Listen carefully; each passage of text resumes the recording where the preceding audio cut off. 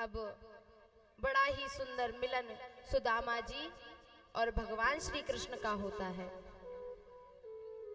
अब भगवान रुक्मणी जी से कहते हैं कि जाओ, मैं सुदामा के चरण धुलाना चाहता हूँ, पानी लेकर आओ, जल लेकर आओ। जब रुक्मणी जी को देर हो गई तो भगवान ने अपने अश्रुओं की धारा से ही सुदामा जी के चरण धुला दिए। अब आगे कथा श्रवण कराते हैं श्री सुखदेव जी महाराज राजा परीक्षित को। अब जब सुदामा जी भोजन कर रहे थे तो कुछ कृष्ण कहें, कुछ सुदामा कहें।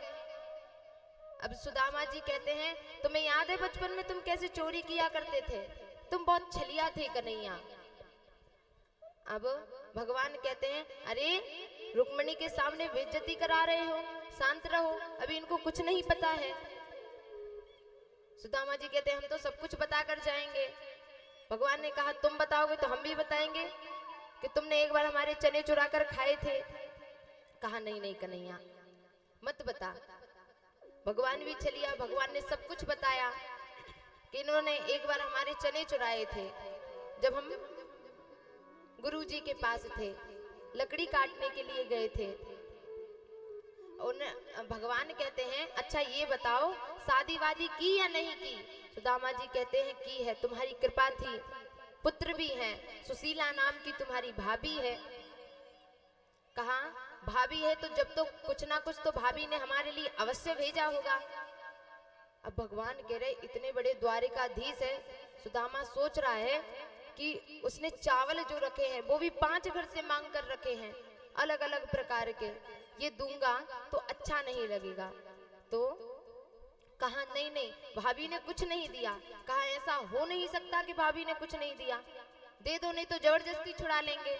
तो कहा, सच में कन्हैया कुछ नहीं दिया भाभी ने, मैं जल्दी जल्दी में था और तुम्हारे दर्शन करने के लिए आ गया। कहा, ऐसा हो नहीं सकता। अब जैसे ही जिद कर रहे हैं कन्हैया, परंतु सुदामा जी मान नहीं रहे हैं। तो जैसे ही पोटली कमर में दबी हुई थी, पोटली को खींचते हैं और खींचकर पहले एक बार में डाला एक मुट्ठी, फिर दूसरी मुट्ठी, जैसे ही तीसरी मुट्ठी डाली, तीसरी मुट्ठी में रुक्मणी मैया ने हाथ पकड़ लिया, नाथ हमें भी कुछ दोगे या नहीं दोगे।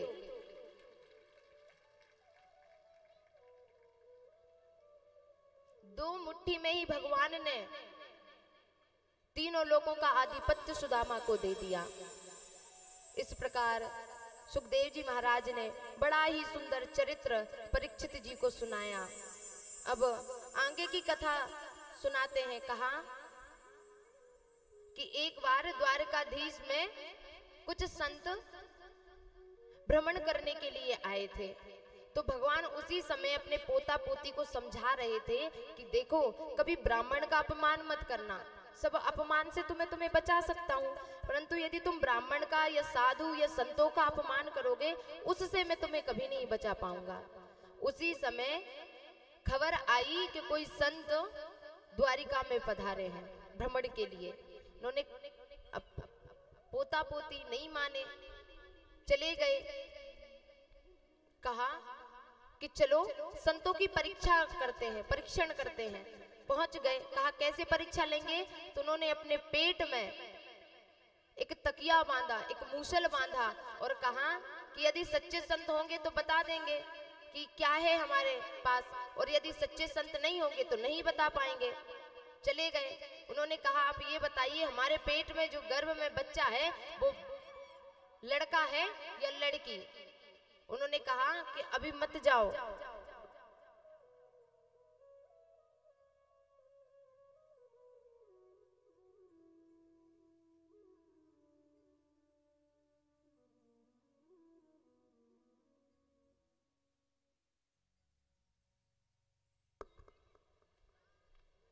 तो कहा, हमारे जो पेट में गर्भ में है, ये बताओ ये लड़का है या लड़की। अब संत ने कहा कि देखो, अभी चले जाओ, अभी हम कुछ नहीं बताना चाहते हैं, नहीं माने। और जब नहीं माने तो उन्होंने कहा ना तो तुम्हारे पेट में लड़का है और ना तुम्हारे पेट में लड़की है, तुम जो हमारा परीक्षण करने के लिए आए थे यही मूसल तुम्हारे पेट से निकलेगा जिससे यदुवंशियों का नाश हो जाएगा।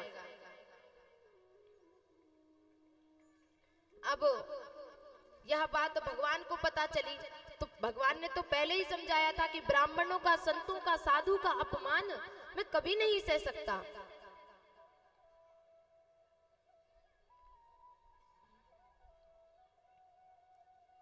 परंतु कहा अब मैं कुछ नहीं कर सकता।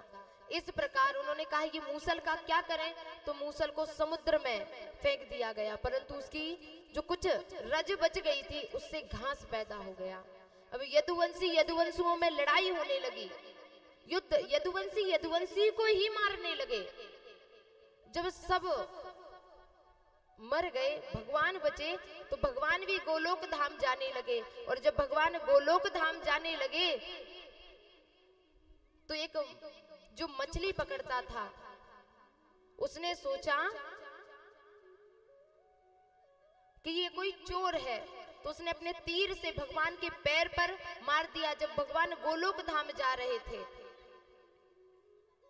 तो ये मछलियारा कौन था जो मछली पकड़ता था? ये वही है जिन्हें भगवान राम ने चुप करके मारा था। आज बदला पूरा होता है। इस प्रकार भगवान गोलोक धाम चले जाते हैं। अब जब भगवान गोलोक धाम चले गए तो पांडव भगवान की सारी पत्नियों को लेकर जंगल से निकल रहे थे।